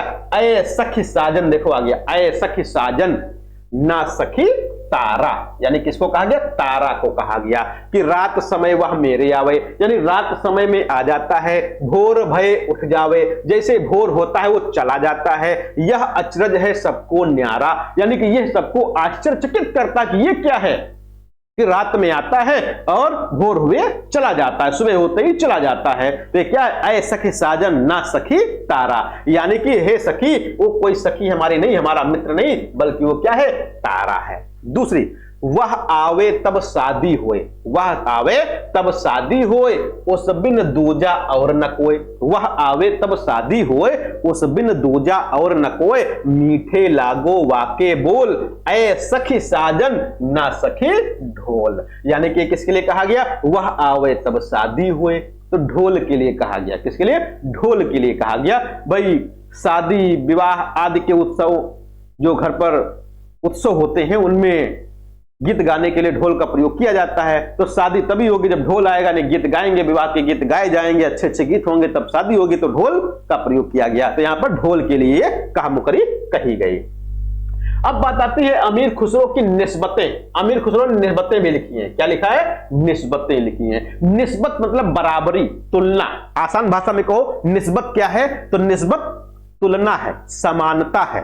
क्या है? तुलना है, समानता है। यानी कि यहां पर 2 वस्तुओं की बात की गई होगी और दोनों के बारे में समानता या तुलना की गई होगी कि उसमें समानता क्या है। तो क्या समानता बताया गया? निस्बत अरबी भाषा का शब्द, याद रखिएगा। निस्बत किस भाषा का शब्द है? तो निस्बत अरबी भाषा का, निस्बत अरबी भाषा का शब्द है, जिसका अर्थ होता है संबंध या तुलना। इसमें 2 चीजों में संबंध या तुलना या समानता प्रकट की जाती है। जैसे कपड़े और नदी में क्या निस्बत है? कपड़े और नदी में क्या निस्बत है, यानी कपड़े और नदी में क्या बराबरी है, क्या दोनों चीजें समानता है। तो यहां पर कहा गया पाट, यानी पाट माने किनारा, पाट माने किनारा। कपड़े का भी किनारा होता है और नदी का भी किनारा होता है, तो दोनों में समानता क्या है? पाट यानी किनारा का समानता है। कपड़े और नदी दोनों की चौड़ाई को पाट कहा जाता है। आदमी और गेहूं में क्या निस्बतें हैं? आदमी और गेहूं में, भाई आदमी में भी क्या होते हैं? बाल होते हैं। गेहूं में भी क्या होते हैं? बाल होते हैं। गेहूं में भी बाल होते हैं। तो उत्तर दिया गया बाल, यानी आदमी के केस को बाल कहते हैं और खेत में उगे गेहूं की भी बाल होती है, यानी गेहूं की जो बालियां होती है उसमें बड़े बड़े बाल होते हैं, रोए जैसे होते हैं, इसलिए बाल कहा गया। तो गेहूं और आदमी में क्या निस्बत है? तो बाल है। अब बात आती है 2 सखुने या सुखन, सखुन कह लो या सुखन कह लो, जो भी कुछ कह लो, 2 सखुने या 2 सुखने, है ना। तो सुखने क्या है? तो सुखने फारसी भाषा का शब्द। निस्बत क्या बताया गया था? निस्बत अरबी भाषा का शब्द, निस्बत अरबी भाषा का, निस्बत अरबी भाषा का शब्द है, और सखुने ये फारसी भाषा का शब्द है। इसका अर्थ है कथन या उक्ति। इसका अर्थ क्या है? कथन या उक्ति है। खुसरो के 2 सुखने में 2 कथनों या उक्तियों का एक ही उत्तर होता है, यानी यहां पर खुसरो जो है 2 कथन कहते हैं। क्या कहते हैं? सुखने में 2 सपने मतलब 2 कथन कहते हैं, और उन दोनों कथनों का उत्तर एक ही होता है, ऐसी कविता को दो सखुने कहा गया। किसके द्वारा? अमीर खुसरो के द्वारा। क्या कहा गया? दीवार क्यों टूटी, दीवार क्यों टूटी, राह क्यों लूटी, यानी राह मतलब रास्ता, रास्ते में किसी को क्यों लूट लिया गया, दीवार क्यों टूट गई, दीवार क्यों टूट गई, यानी कि राज ना था। राज माने पर्दा, राज माने पर्दा, रहस्य जिसको कहते हैं। क्या कहते हो? पर्दा, रहस्य हो गया। रोटी जली क्यों, घोड़ा अड़ा क्यों, पान सड़ा क्यों, रोटी जली क्यों, घोड़ा अड़ा क्यों और पान सड़ा क्यों। फेरा ना था, पलटा नहीं गया था, तो फेरा ना था, यानी कि इसका उत्तर हो जाएगा। सितार क्यों न बजा, सितार क्यों न बजा, औरत क्यों न नहाई, सितार क्यों न बजा, औरत क्यों न नहाई। भाई औरत नहाएगी, उसके लिए कहीं ना कहीं प्रबंध होना चाहिए, बंद होना चाहिए। अब कपड़े से बंद किया जाता है, तो पर्दा ना था। अब पर्दा नहीं है तो औरत नहीं नहाएगी, और पर्दा नहीं है तो सितार कैसे बजेगा। सितार बजने के लिए भी पर्दा चाहिए और औरत के नहाने के लिए भी पर्दा चाहिए, इसलिए दोनों का उत्तर एक दे दिया गया। सितार क्यों ना बजा और औरत क्यों ना नहाई। अब यहां पर अगर ऐसे कहीं पूछ लिया जाए सितार क्यों ना बजा, औरत क्यों ना नहाई का उत्तर क्या होगा, तो बहुत लोग सर खुजलाते हो तो उत्तर नहीं ढूंढ पाएंगे, दिक्कत हो जाएगी। वहां पर कारण ढूंढने लगेंगे, कुछ लोग कहेंगे ठंडी बहुत थी इसलिए भी नहीं नहाई, ऐसा भी हो सकता है। आगे देखो क्या आ गया, अमीर खुसरो के ढकोसले, अमीर खुसरो के ढकोसले, ढकोसला खूब बनाते हैं लोग, है ना। तो क्या कहा गया, ढकोसलों का अर्थ क्या है, तो ढकोसलों का प्रचलित अर्थ है आडंबर। क्या अर्थ है? आडंबर, पाखंड, ऊपरी ठाट बाट, आडंबर, पाखंड, ऊपरी ठाट बाट, या एक विशेष प्रकार की कविता, उक्ति या दोहों में जो बेतुकी हो और जिसे सुनकर हंसी छूट पड़े, यानी ऐसी कविता जो बेतुकी हो और जिसको सुनकर हंसी छूट पड़े। खुसरो के ढकोसले में लौकिक और आध्यात्मिक दोनों अर्थ छुपे हुए हैं। केवल हंसी ही नहीं छूटेगी, बहुत गहरी गहरी बात भी कह जाएंगे अमीर खुसरो अपने ढकोसले में। अमीर खुसरो के ढकोसले को अनमेलियां और उलट बांसियां भी कहा जाता है, यानी अमीर खुसरो ने जो ढकोसले लिखे हैं उनको अनमेलियां भी कहते हैं और क्या कहते हैं, उलट बांसियां भी कहते हैं। तो ढकोसले को अनमेलियां या उलट बांसियां भी कहते हैं। उलट बांसी आगे चल के आपको कबीरदास में मिलेगी। खुसरो के महत्वपूर्ण ढकोसले क्या हैं? खीर पकाई जतन से चरखा दिया चलाए, आया कुत्ता खा गया तू बैठी ढोल बजा, यानी कि खीर पकाई जतन से चरखा दिया चला, यानी खूब मेहनत से आपने काम किया, खूब मेहनत की, लेकिन क्या किया, चरखा दिया चला, आप किसी दूसरे काम में मस्त हो गए। आया कुत्ता खा गया तू बैठी ढोल बजा। दूसरा, भैंस चढ़ी बबूल पर, भैंस चढ़ी बबूल पर और लप लप गूलर खाए। अब सोचो कितनी अच्छी बात बताइए, भैंस चढ़ी कहां पर है, चढ़ी कौन, भैंस बबूल पर चढ़ी और खा क्या रही है, गूलर खा रही है ना। दुम उठा के देखा तो पूर्णमासी के 3 दिन, दुम उठा के देखा तो पूर्णमासी के 3 दिन। आगे बात आती है, आदिकाल में खड़ी बोली को काव्य की भाषा बनाने वाले वे पहले कवि, आदिकाल में खड़ी बोली को काव्य की भाषा बनाने वाले वे पहले कवि, वे का मतलब खुसरो, वे का मतलब कौन, खुसरो पहले कवि है। किसने कहा, डॉक्टर नगेंद्र ने। किसने, डॉक्टर नगेंद्र ने कहा कि आदिकाल में खड़ी बोली को काव्य भाषा बनाने वाले वे पहले कवि डॉक्टर नगेंद्र ने कहा है। तो ये ऊपर जो बात हुई, अमीर खुसरो ने जो ढकोसले, सखुने, कहे मुकरियां या मुकरियां, निस्बतें जो लिखी है उनके बारे में छोटा छोटा उदाहरण दिया गया है, और उम्मीद है उससे आपको समझ में आ गया होगा कि आखिर ढकोसला क्या है, निस्बत क्या है, सखुने क्या है, मुकरी क्या है, पहेली क्या है, ये क्लियर हो गया होगा। तो यहां पर केवल ऐसा नहीं कि जरूरी नहीं कि परीक्षा में आ ही जाएगा, हाँ, लेकिन आ सकता है। और मान लो आप कभी पढ़ाने गए तब पूछ लिया गया, या कभी इंटरव्यू में गए तब पूछ लिया गया, अमीर खुसरो के बारे में आप बता रहे हो और अमीर खुसरो के बारे में पूछ लिया गया कि अमीर खुसरो ने निस्बतें लिखी है। निस्बत का मतलब क्या बता दो जरा से, पता ही नहीं, फिर दिक्कत हो जाएगी। निस्बतें लिखी तो है, निस्बतें याद हैं, लेकिन निस्बत क्या है ये नहीं पता। ढकोसला लिखा तो है, ढकोसला का मतलब क्या है ये नहीं पता। तो ये यहां पर आपको बिल्कुल पता हो जाएगा आसानी से। आगे बात आती है, खड़ी बोली में प्रथम लिखने वाले अमीर खुसरो हुए, खड़ी बोली में प्रथम लिखने वाले अमीर खुसरो हुए जिन्होंने अपनी पहेलियों, मुकरियों आदि में इस भाषा का प्रयोग किया। यद्यपि ब्रज भाषा को भी उन्होंने आश्रय दिया, पर उन्होंने खड़ी बोली को भी उपेक्षा की दृष्टि से नहीं देखा। ये किसने कहा, रामकुमार वर्मा ने। यानी रामकुमार वर्मा ने एक तो अमीर खुसरो को अवधि का पहला कवि, अवधि का पहला कवि मान लिया अमीर खुसरो को, रामकुमार वर्मा ने। दूसरा, अमीर खुसरो ने कथन कहा कि खड़ी बोली में प्रथम लिखने वाले अमीर खुसरो हुए, जिन्होंने अपनी पहेलियों, मुकरियों आदि में इस भाषा का प्रयोग किया। यद्यपि ब्रज भाषा को ही उन्होंने आश्रय दिया, पर उन्होंने खड़ी बोली को भी उपेक्षा की दृष्टि से नहीं देखा। ये रामकुमार वर्मा जी कहते। कौन कहते हैं? रामकुमार वर्मा जी कहते हैं। आगे क्या कहा गया खुसरो के बारे में? हाँ, इनके बारे में तो क्लियर हो गया। यहां पर 2-3 तथ्य और हैं जो आदिकाल के संबंध में हैं। एक तो ये मध्यकाल में प्रचलित अरबी फारसी शब्दों से मिश्रित खड़ी बोली को रेखता कहते हैं। कभी कभी पूछते रेखता किसे कहते हैं, तो रेखता क्या है? मध्यकाल में प्रचलित अरबी फारसी शब्दों से मिश्रित, यानी अब अरबी फारसी शब्दों के मेल से बनी हुई खड़ी बोली को क्या कहते हैं? रेखता कहते हैं। मध्यकाल में दक्कन के मुसलमानों द्वारा फारसी लिपि में लिखी जाने वाली भाषा को दक्षिणी हिंदी कहते हैं। क्या कहते हैं? मध्यकाल में दक्कन के मुसलमानों द्वारा फारसी लिपि में लिखी जाने वाली भाषा को दक्षिणी हिंदी कहते हैं। दूसरा, जयचंद प्रकाश भट्ट केदार के द्वारा लिखी गई और जय मयंक जस चंद्रिका जो कि मधुकर कवि के द्वारा लिखी गई, ये भी लौकिक साहित्य में आती हैं। यानी कि अभी तक जो हम चर्चा कर रहे थे लौकिक साहित्य के बारे में चर्चा कर रहे थे, जिसमें विद्यापति भी थे, ढोला मारूला दुहा रचनाकार कुशललाभ भी थे या कल्लोल कवि भी थे और अमीर खुसरो भी थे। तो यहां पर ये 2 रचनाकारों को और याद रखना है, जयचंद प्रकाश के बारे में और जय मयंक जस चंद्रिका के बारे में। यहां से याद क्या करना है? केवल जयचंद प्रकाश के रचनाकार भट्ट केदार हैं, जय मयंक जस चंद्रिका के रचनाकार मधुकर कवि हैं। ये भी किसके अंतर्गत आती है? लौकिक साहित्य के अंतर्गत आती है। दूसरा, इनके बारे में और कुछ ज्यादा क्यों नहीं लिखा गया है? क्योंकि ये दोनों रचनाएं मात्र सूचना मात्र हैं। कैसी हैं? सूचना मात्र हैं, यानी कि अनुपलब्ध हैं, अभी तक प्रकाशित नहीं हुई है, इसलिए इनसे ज्यादा नहीं पूछे जाते हैं। बस इनके रचनाकारों के नाम पूछ लिए जाते हैं, इसका नहीं पूछा जाता है। तो ये बात हो गई आपकी किससे?